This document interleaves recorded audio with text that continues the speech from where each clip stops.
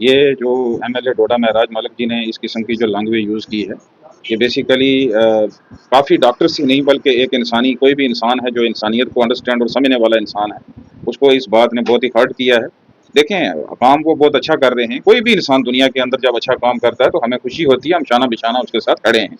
महराज मलिक जी अच्छा काम कर रहे हैं, आप मेरे कई ऐसे कमेंट्स पढ़ें, मैंने खुद उनको कमेंटमेंट किए, अप्रिशिएटेड कमेंटमेंट्स किए कि अच्छा काम कर रहे हैं, अच्छा करें। बट ऐसा है कि एक डायरेक्टली जो है डॉक्टर्स के ऊपर के हम इनको घसीटेंगे, उसमें स्पेसिफिक अगर कोई एक पर्सन या दो पर्सन अगर अपनी वो रिस्पॉन्सिबिलिटी या अपनी जॉब को वो नहीं समझ रहा है, तो उसके लिए एक प्रॉपर एक क्राइटेरिया होता है, एक हेल्थ मिनिस्टर होते हैं, एक सेंटर है, एक मेडिकल डिपार्टमेंट है, उसके लिए हेल्थ सेक्रेटरीज हैं, और वो अप्रोच कर सकते हैं एक हेल्थ डिपार्टमेंट को कि ये डॉक्टर जो हैं यहाँ पर इस हॉस्पिटल के अंदर प्रॉपरली जो है अपनी ड्यूटी को नहीं समझ रहे हैं या ड्यूटी पर प्रॉपर नहीं पहुंच पा रहे हैं, ताकि वो डिपार्टमेंटली और लीगल वे से जो है उन पर एक्शन हो। वो एक अच्छी बात है, हम उसके साथ हैं। लेकिन एक मल्टीपल वे से जो है किसी को ऐसे हरास करना या मल्टीपल वे से एक इस तरीके से वर्ड्स का यूज़ करना, ये काफ़ी हर्ट हुआ हमें। डॉक्टर्स की जहाँ तक बात की जाए तो हमारे सामने किसी दिन आप प्रॉपरली बैठें, हमारे पेरेंट्स से लेके हमारे तक और हमसे लेके हमारे रिलेशंस तक पूछें कि हमने क्या अपनी ज़िंदगी में पाया और क्या खोया है। हमने पाया कुछ नहीं है, खोया है। इसलिए खोया है क्योंकि हमने बचपन में जब आंखें खोली, एजुकेशन के बाद हमने डॉक्टरेट में एक लंबा टाइम दिया।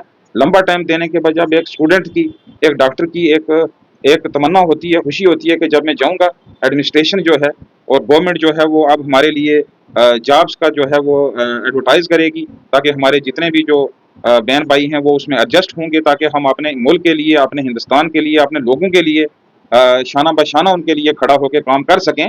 तो वहाँ अगर आप देखें तो पिछले 5 साल से कई ऐसे एनएचएम के इंटरव्यूज़ डॉक्टरों के हुए हैं, सिर्फ इंटरव्यू ही हुए हैं, बट अभी तक उसका रिजल्ट नहीं आया। बहुत से ऐसे डॉक्टर मैं आपको बता देता हूँ जो हरास हो गए हैं। डॉक्टर जब आपके नाम के पीछे लग जाता है तो आप हैंडीकैप हो जाते हो, आपको दूसरा काम नहीं कर सकते। तो सर आखिर में क्या ही रहेगा मेरा खाली एक स्पेसिफिक किसी के लिए मैसेज नहीं है, हर उस इंसान के लिए मैसेज है मेरा कि जो आपका काम है वो आप करें, लेकिन नेगेटिविटी वे से किसी भी इंसान की इज्जत की धज्जियां पब्लिक के सामने बिल्कुल भी ना उड़ाएं। अगर कोई इंसान किसी भी प्रोफेशन का है तो वो भी डिजर्व करता है। बिशारत साहब, आप जर्नलिस्ट हो, आपकी बहुत बड़ी इज्जत रब ने बनाई हुई है। आप जर्नलिस्ट हो, आपकी भी एक बहुत बड़ी इज्जत है, रिस्पेक्ट है, उसकी अब उसका भी एक प्रोटोकॉल है। किसी का कोई हक नहीं है कि कोई आपके ऊपर नेगेटिविटी इशू करे और आपको जो है डिसरिस्पेक्ट करके आपको, आप हमारे लिए वो एक पिलर हैं। अगर हम बात करें कि जो हमारी आवाज़ को, हमारे नेगेटिविटी और पॉजिटिविटी को जो है लोगों तक पहुंचाते हो, समझना और ना समझना इंसानों का काम है। जो समझदार हैं वो समझ जाते हैं हर एक पॉजिटिविटी को, अगर जो नहीं समझ सकते तो उनके लिए हमारा कोई भी ऐसा क्वेश्चन भी नहीं है, कोई सवाल भी नहीं है, और उनका हमें कोई दुख भी नहीं है जो ना समझे। लेकिन अफसोस इस बात का है, लास्ट मेरा फाइनली यही मैसेज है कि किसी की भी डिसरिस्पेक्ट ना करें। हमेशा हम इंसान हैं, हमें इंसानियत के दायरे में रह के, और हमें अपने से छोटे बड़े रिस्पेक्ट, इज्जत। अगर आप मुझे बताएं, मैं डॉक्टर हूँ, मैं भी गालियां दे सकता हूँ, क्या मेरे पास जुबान नहीं है? क्या मेरे पास हाथ नहीं है? क्या मेरे पास हथियार नहीं है? क्या मेरे पास जोश नहीं है? जनाब, मैं भी इन चीज़ों को समझता हूँ, लेकिन अफसोस इस बात का है कि हमें इन चीज़ों को बिल्कुल डिनाई करना चाहिए। और आने वाले टाइम में मेरा यही मैसेज रहेगा कि किसी की भी काम है तो काम से काम करें।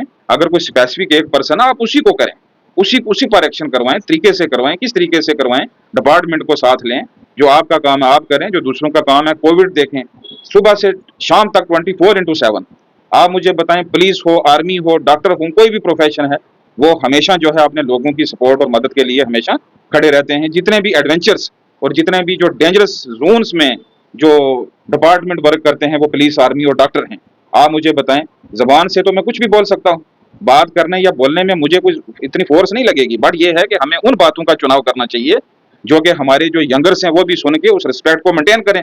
अगर आप वनकर लैंग्वेज का यूज करेंगे एक रिस्पॉन्सिबल पर्सन हो के, एक सिटी के, और एक मतलब एक इनोसेंट पर्सन हो के, जो कि एक लोगों की नजरों में आप एक रिस्पेक्टेड क्राइटेरिया में आते हो, आपकी इन लैंग्वेजेस या इन एक्टिविटीज को देख के जो हमारे यंगर्स हैं, जो बच्चे हैं, उनके दिमाग के ऊपर क्या असर पड़ेगा? कल तो वो भी अपने बाप के गले को पकड़ लेंगे, कल तो वो अपने पेरेंट्स को पकड़ लेंगे, कल वो अपने बड़े भाइयों को भी उस तरीके से करेंगे, तू कि आप क्या कर रहे हो, जो है हम। तो ये चीज़ें बिल्कुल नहीं होनी चाहिए।